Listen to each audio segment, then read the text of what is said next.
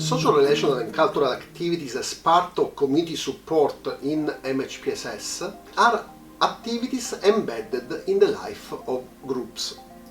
To understand better what programmatic support a MHPSS program can offer to these activities, it is therefore important to provide a categorization of these groups, possibly simplistic, to an extent artificial, but necessary in informing programs and support.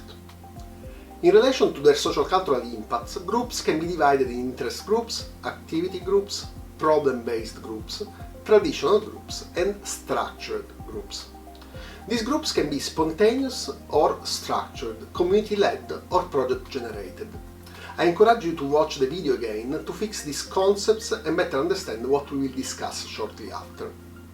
Interest groups are a group of people that gather around a specific interest, preoccupation or affiliation. Usually an interest group is an organization or an informal committee whose members share common concern which they try to solve. It can also be a fan club, a bird lovers association, or a club of sport supporters.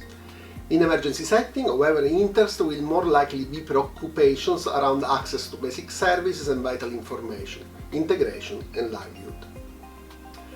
Activity groups are groups of people that gather around a specific activity or a set of related activities.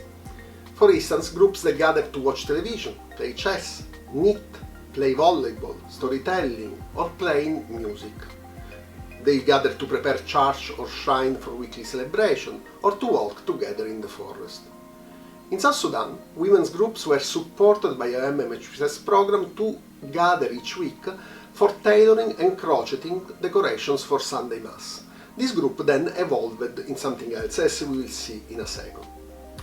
Problem-based groups are a group of people that gather around a social, personal, psychological or medical problem. These groups are very similar to activity groups in terms of heterogeneous membership, but their activities are more oriented towards sharing, mutual solidarity and action on the specific problem. Problem-based groups might easily turn into support or peace support groups. For instance, in both Iraq and South Sudan, IOM facilitated the aggregation of women who lost their husbands due to conflict. These widows gather regularly to do social activities such as knitting, sewing or baking sweets, discussing the condition of being single parents. In some cases, problem-based groups might turn also into advocacy groups, where social action on the problem is brought forward. The fourth category of groups is the one of traditional groups. Those are a group of people that gather in traditionally recognized functions, such as elders, religious congregations, interfaith groups, spontaneous traditional dance and music groups. Traditional groups tend to be socially larger and more inclusive in membership than the prior groups, although in conflict-prone environments they might also prompt division and sectarianism affiliations, because they are very related to the mainstream culture usually. These groups might be animated by elders, traditional religious leaders, cultural activists, artists, with the aim to promote positive messages and create performances about cooperation and tolerance, including social cohesion initiatives and interfaith dialogue. By instance, Rohingyas displaced in Cox's Bazar, Bangladesh, were facilitated by the MHPSS program of the International Organization for Migration to reconnect with different aspects of their cultures. These ceremonies consisted of three parts: music to express emotions and experience, arts and painting to share individual and collective stories, participants choosing a symbol of strength that represented their culture, unity and resiliences. Group 5, the fifth configuration of groups, are the ones of structured groups. Structured groups are like Boy Scouts, student association, organized groups that help their members to feel a sense of belonging and engagement while building a bridge toward the community. Being usually quite well structured and with community links, these groups, if available, can be mobilized for messaging, identification of the most vulnerable, outreach and follow-up with cases. Membership in these groups is often selective, unlike the others that usually are open to everyone, but the problem-based groups that usually are selected by default over a problem. Often groups can fall under more than one category. By instance, in Cox's Bazar, IOM organized a communal kitchen where refugee women from different parts of the camp could gather to cook together. This allowed obviously the spontaneous formation of different groups that are at the same time interest groups, based on the preoccupation to feed their families, or maybe to the love of cooking, activity groups, because they were cooking together, doing an action, and problem-based groups, where women could gather around specific problem they were facing and discuss this problem. This brings us to the last value of these groups. If empowered to do so, and regardless of their natures, they can all act as support groups or peer support groups. By instance, a psychologist spends time with some of the groups in the communal kitchen in Cox's Bazar while they're cooking. In South Sudan, instead, informal leaders of some of these groups have been trained as facilitator of peace support groups and receive constant supervision to do so. MHPSS managers should engage with these groups according to the following step.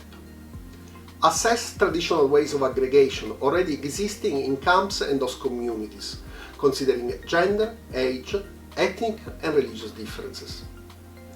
Provide support to reactivate or maintain social and cultural groups, including equipment, transportation and safe spaces. Inclusion of existing groups' activities in the MHPSS program plans, assessing the function they can assume, by instance entry points to the community, responders in assessments, members of program committees, support groups, etc. Foster the creation of program-generated groups based on identified problems and culturally validated practices in the community. If the group has a specific psychosocial objective within the program, as it will be for the ones I just mentioned, identify one or more leaders and facilitators and build their technical capacity with trainings in peer support and mentoring techniques, and provide them technical supervision. How to do it? You will find more information about how to build support group skills in informal groups and how to manage a support group in the compulsory reading for this module. You can also establish networks between groups through participation in public events such as tournaments, exchanges, common activities. There are also some considerations and some challenges to be taken in mind.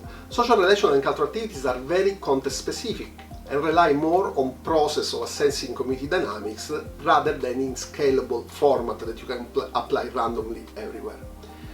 The composition of the group can be also problematic. In spontaneous group, the program can control who is a member, which may create problems in terms of perception of the group from the wider community, or in including new members, or in conflict sensitivities. In program-generated groups, age, gender, social and legal status, and many other factors will decide who is and who can be part of the group, and whether the group should be homogeneous or heterogeneous, based on its objectives. This also can create a strange community dynamic, or sense of exclusions in the ones who are not offered the possibility. Duration and closure of the groups can also be challenging. These groups can exist from before the emergency and last after the MHPSS program closure, but then it is necessary to identify the objectives they are serving within the MHPSS program to evaluate duration of the program facilitation or the program support to these activities. This is easier to do with program-generated and support groups, which are usually organized around structured activities with a beginning and an end. A bit more difficult, obviously, for the spontaneous groups that exist in a community.